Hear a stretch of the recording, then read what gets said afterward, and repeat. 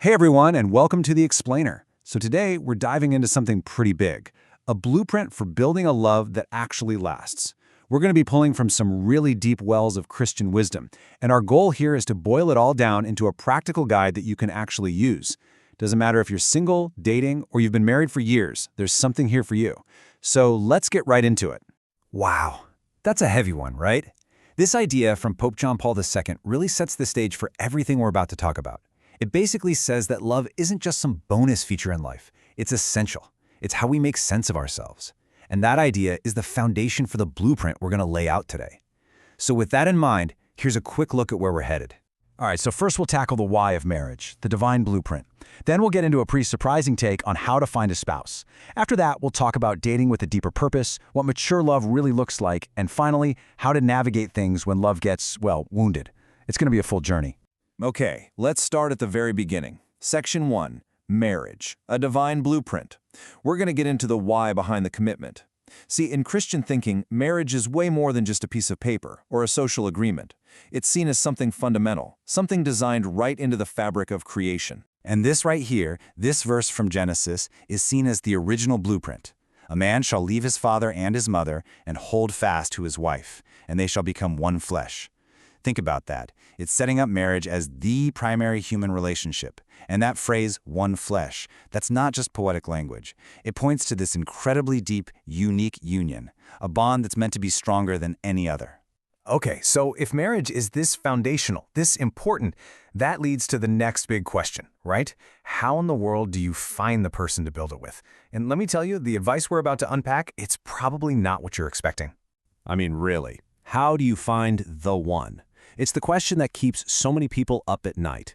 We pour so much time, energy, and let's be honest, a kind of anxiety into this search. But what if the best strategy was to do the exact opposite of what everyone tells you to do? Yep, you heard me right. The biblical advice? Stop looking.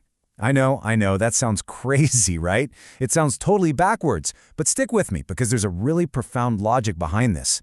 This isn't about just sitting on your couch and waiting. It's about a massive shift in where you put your focus. So here's the shift. It's about flipping the script. Instead of running around trying to find the right person, you pour that energy into becoming the right person.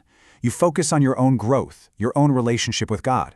The idea is, as you delight yourself in the Lord, your desires start to align with His. A great spouse then becomes this incredible gift you receive along the way, not some achievement you have to go out and hunt for. Okay, so let's say you're focusing on yourself, and then you meet someone. Now what? This brings us to Section 3, Dating with Deeper Purpose. This is all about how to build a real, genuine connection that goes way beyond the surface level. All right, check out this question. Instead of asking, what do you do for work or what's your favorite movie, imagine asking, what has God been teaching you lately? Whoa. I mean, that cuts right through the small talk, doesn't it? It instantly shows you if someone is humble, if they're growing, and what's actually going on in their inner world. And then you can dig even deeper with this one. What are your biggest God-given dreams and goals? This question gets at the heart of their purpose. Are they just chasing their own success, or do they have a bigger vision for their life? You can quickly see if your futures are even pointed in the same direction, or if you'll end up pulling each other apart. Now this next one, honestly, this might be the most crucial question you could ask. How do you handle conflict or disagreement? Because let's be real, conflict is gonna happen. It's 100% inevitable. Finding out before you're committed whether someone explodes, shuts down, or actually tries to work things out, that's a total game changer for a long-term relationship. All right, we've talked about finding someone and connecting with them. Now let's talk about the love itself. What does a mature, lifelong commitment actually look like? Well, Christian teaching breaks it down into 4 key pillars. So think of a strong building. It needs a solid foundation. Here, that foundation has 4 pillars. First, it's human. It's not just some abstract spiritual thing. It involves your whole person, body and soul.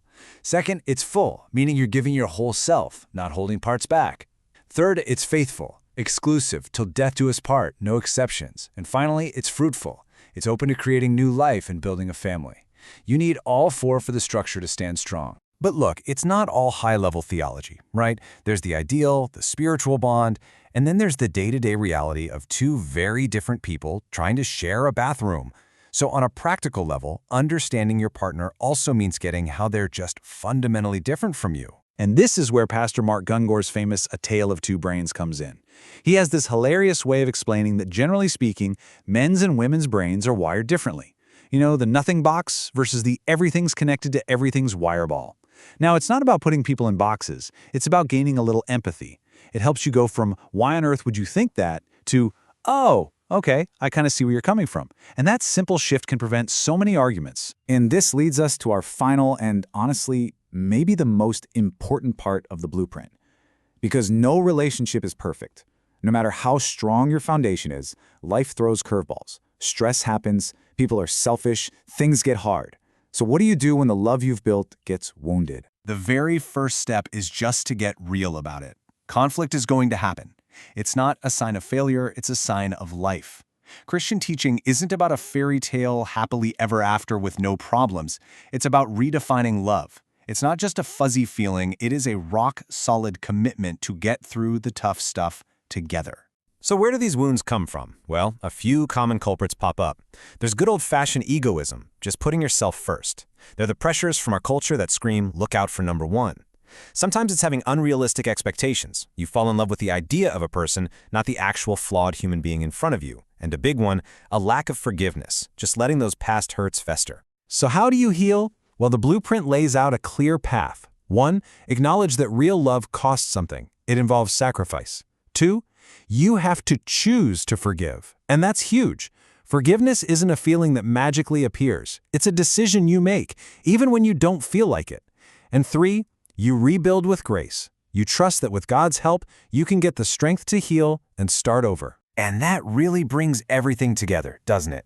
From the big why of marriage, all the way down to the nitty-gritty of forgiveness.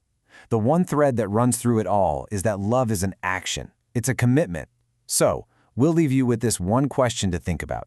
If love is a choice and not just a feeling, what choice are you going to make today? Thanks so much for joining us.